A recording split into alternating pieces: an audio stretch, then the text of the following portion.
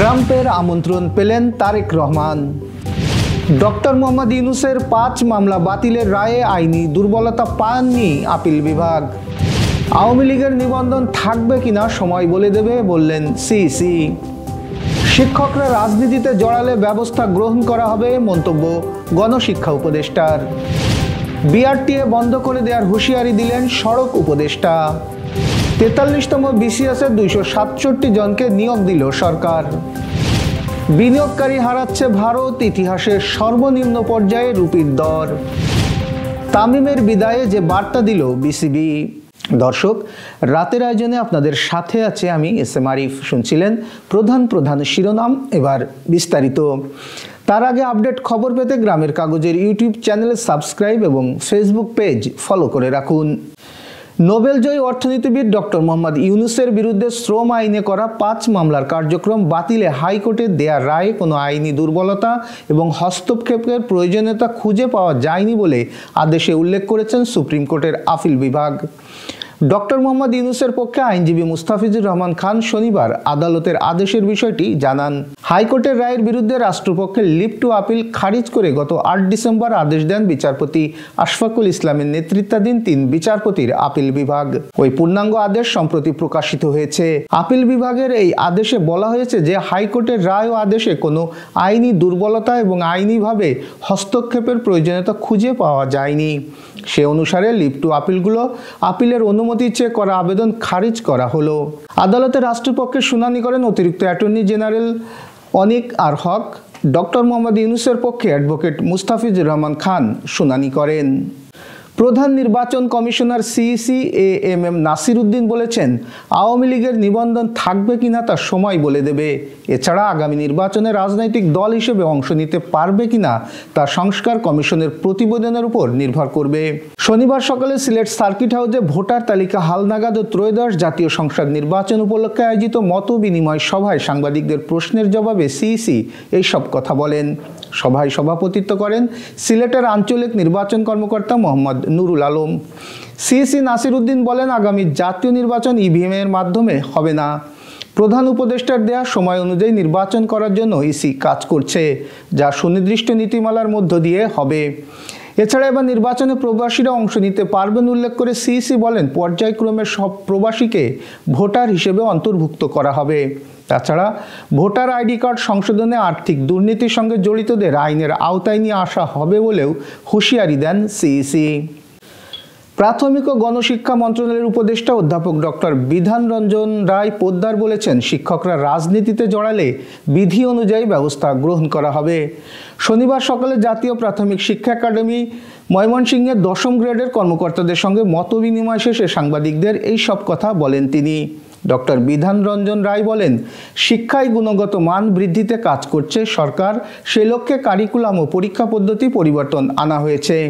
এছাড়া বাচ্চাদের সামগ্রিক বিকাশে শুধুমাত্র বইয়ের উপর নির্ভর করলে অনেক সময় ফলাফল খারাপ হয়।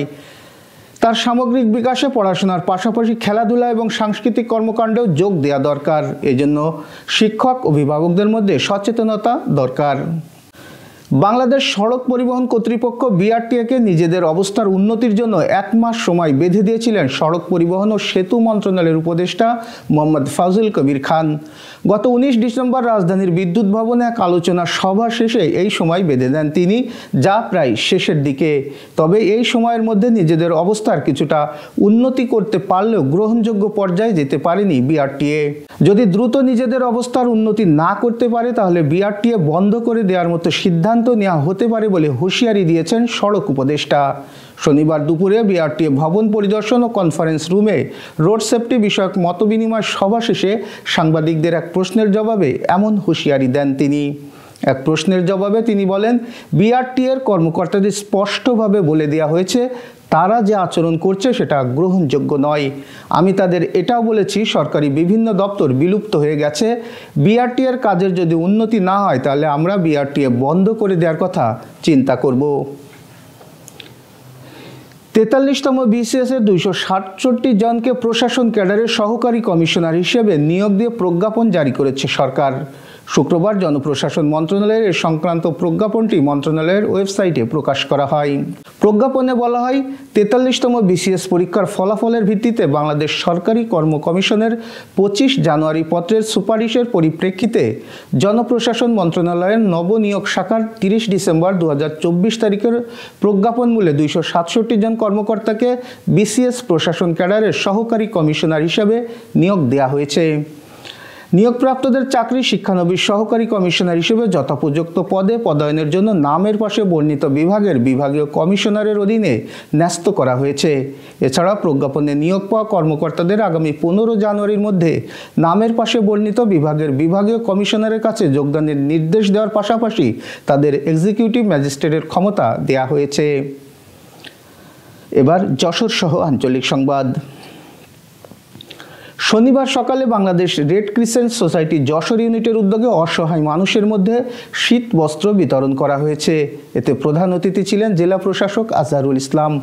এ সময় উপস্থিত ছিলেন খুলনা বিভাগীয় বিএনপির ভারপ্রাপ্ত সাংগঠনিক সম্পাদক Anindya Islam Amit, Bangladesh red crescent society Jashore ইউনিটের সাবেক সাধারণ সম্পাদক জাহিদ হাসান টুকুন সহ অন্যরা। শনিবার বাংলাদেশ জামায়াতে ইসলামী যশোর জেলা শাখার উদ্যোগে উপজেলা কর্ম পরিষদের সদস্যদের পরিকল্পনার উপর ওরিয়েন্টেশনে বক্তৃতা করেন জেলা আমির অধ্যাপক গোলাম রসুল। ছাত্র জনতার আন্দোলনে শহীদদের রাষ্ট্রীয় স্বীকৃতি ও জুলাই গণ অভ্যুত্থান ঘোষণাপত্রের দাবিতে ঝিনাইদহে লিফলেট বিতরণ ও গণসংযোগ করেছে বৈষম্য বিরোধী ছাত্র আন্দোলন ও জাতীয় নাগরিক কমিটি। শনিবার বিকেলে শহরের কেন্দ্রীয় শহীদ মিনার চত্বর থেকে এই কর্মসূচি শুরু হয়। সে সময় সংক্ষিপ্ত সমাবেশে বৈষম্য বিরোধী ছাত্র আন্দোলন ঝিনাইদহ জেলা শাখার সমন্বয়ক আবু হুরায়রা, জাতীয় নাগরিক কমিটি জেলা শাখার আহ্বায়ক নাসির আল সাদি, সদস্য সচিব তরিকুল ইসলাম তারেক সহ অন্যরা বক্তব্য রাখেন। ঝিনাইদহের মহেশপুর উপজেলায় জামায়াতের আয়োজনে শিক্ষক সমাবেশে 2025 অনুষ্ঠিত হয়েছে। শনিবার সকালে মহেশপুর জেলা পরিষদ অডিটোরিয়ামে উপজেলা জামায়াতের আমির ফারুক আহমেদের সভাপতিত্বে অনুষ্ঠিত সমাবেশে প্রধান অতিথি হিসেবে বক্তব্য রাখেন সহকারী সেক্রেটারি জেনারেল বাংলাদেশ জামায়াতে ইসলামী মাওলানা আব্দুল হামিদ। এবার খেলার সংবাদ। দীর্ঘদিন ধরে জাতীয় দলের বাইরে ছিলেন তামিম ইকবাল। এবার স্থায়ীভাবে জাতীয় দলকে বিদায় জানিয়েছেন এবং এই বাঁহাতি ওপেনার শুক্রবার নিজের ফেসবুক পোস্টে বিদায় দেওয়ার বিষয়টি নিজেই নিশ্চিত করেন এই ওপেনার। তামিমের এই ঘোষণার পর আবেগ আপ্লুত হয়ে বার্তা দিয়েছেন তার সতীর্থরা। এবার সেই তালিকায় নাম লিখিয়েছেন বাংলাদেশ ক্রিকেট বোর্ড বিসিবিও। দেশের হয়ে অবদান রাখার জন্য তামিমকে ধন্যবাদ জানিয়েছে তারা। শনিবার নিজেদের অফিসিয়াল ফেসবুক পেজে তামিমের ছবি গ্রাফিক্স করে কভার করেছে বিসিবি। সঙ্গে একটি পোস্টও দিয়েছে তারা। বিসিবির ক্যাপশনও লিখেছে, বাংলাদেশের সর্বকালের সেরা ওপেনার তামিম ইকবালের আন্তর্জাতিক ক্রিকেট থেকে বিদায়ের মাধ্যমে সমাপ্তি ঘটেছে এক অসাধারণ অধ্যায়ের। অগণিত স্মরণীয় মুহূর্ত আর দারুণ সব সেঞ্চুরিতে আপনি ক্রিকেট ভক্তদের হৃদয়ে চিরকাল উজ্জ্বল হয়ে থাকবেন। Renaissance hospital and diagnostic centre. রেনেসাতেই মিলছে কম খরচে উন্নত সেবা। তাই নিশ্চিন্তে আমাদের সেবা নিন, সুস্থ থাকুন।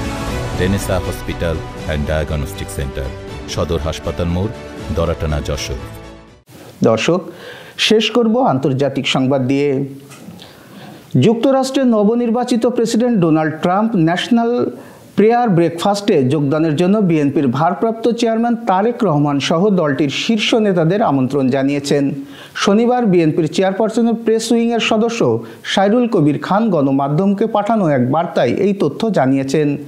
বিএনপির মহাসচিবের বরাত দিয়ে সাইরুল কবির খান জানিয়েছেন, যুক্তরাষ্ট্রের নবনির্বাচিত president Donald Trump national prayer breakfast অনুষ্ঠানে অংশগ্রহণের জন্য বিএনপির ভারপ্রাপ্ত চেয়ারম্যান তারেক রহমান ও মহাসচিব মির্জা ফখরুল ইসলাম আলমগীর এবং স্থায়ী কমিটির সদস্য আমির খসরু মাহমুদ চৌধুরীকে আমন্ত্রণ জানিয়েছেন। আগামী 5 ও 6 ফেব্রুয়ারি ওয়াশিংটনের ডিসিতে ন্যাশনাল প্রেয়ার ব্রেকফাস্ট অনুষ্ঠিত হবে। শুক্রবার বিএনপি মহাসচিব আমন্ত্রণপত্র পেয়েছেন বলে জানানো হয়েছে। ডলারের বিপরীতে আরও পড়েছে ভারতীয় মুদ্রার রুপির দর। এখন প্রতি ডলারের বিপরীতে পাওয়া যাচ্ছে 86.20 রুপি, যা ভারতীয় রুপির দর এখন ইতিহাসের সর্বনিম্ন পর্যায়ে। খবর ইন্ডিয়ান এক্সপ্রেসের। এর কারণ হিসেবে বলা হয়েছে আমেরিকান মুদ্রা শক্তিশালী এবং বিদেশি বিনিয়োগকারীরা পুঁজিবাজার থেকে টাকা তুলে নিয়েছে।